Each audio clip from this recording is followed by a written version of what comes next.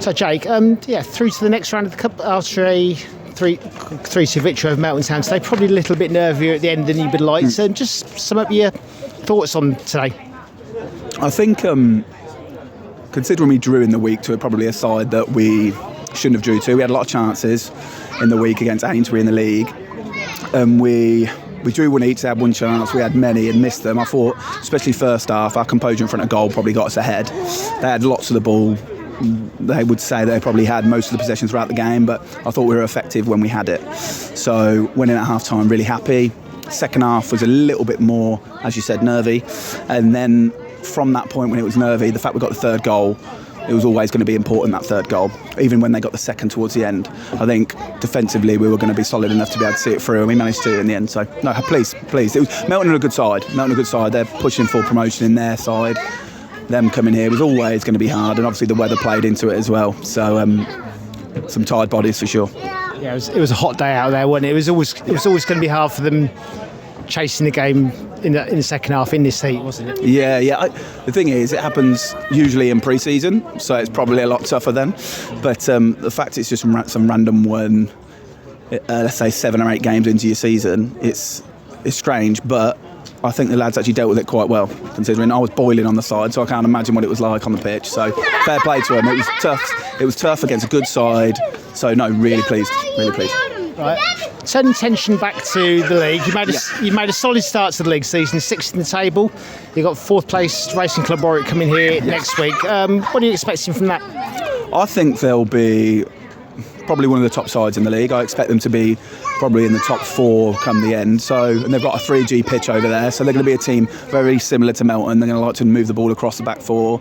They're going to like to make interchanging moves in midfield. That's what I expect, very similar today. So it was a good game to have today in preparation for that. I think 3G sides that have those pitches as home pitches, they play a certain way. So you have to be ready for that. So I expect them to have a lot of the ball, but I expect them to be quite dangerous as well. But we have to make sure we put the pressure on, or else they can pass through you. Okay, thanks, Jake. Good luck for the rest of the season. Thanks ever so much, mate.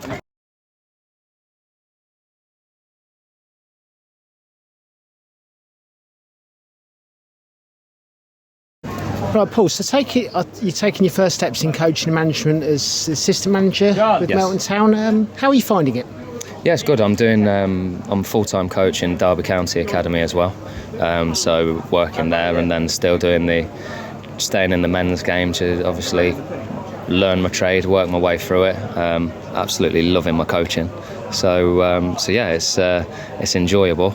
At times, not when you lose, obviously, but it's enjoyable, and I'm getting the best of both sides. I'm getting to develop young kids, but I'm also getting to manage a men's team, which is really good. You've taken your coaching badges. How far are you through with that, and what are your ambitions for coaching? How far would you like to go in the game? Have you got ambitions to manage in the Football League one day? Yeah, so I've completed my A licence, which allows you to manage all the way up to the Premier League. So yeah, I'm only young, still 35. So just trying to learn my trade, going through the steps. And yeah, at one point, hopefully I'll be in the Football League. Where that goes, you never know. Opportunities present themselves all the time.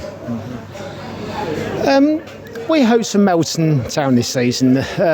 You're in the North Division of the Premier UCL Premier. What are your hopes for Melton this season? Look, we should be right up there. We're sort of in the top 6 now. We're hoping for promotion. Obviously, we set high standards at the club. We will aim for that promotion, but I think the leagues have changed a little bit now with the playoff places. So I think playoff place is what we're hoping for.